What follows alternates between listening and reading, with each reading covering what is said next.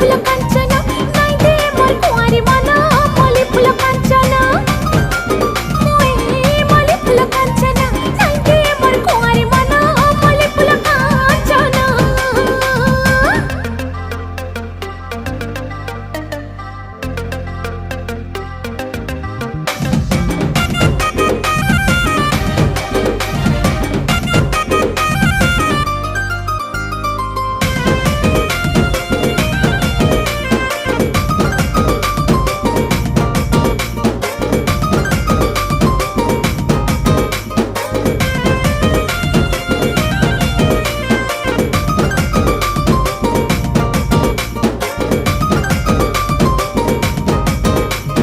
Jhalmala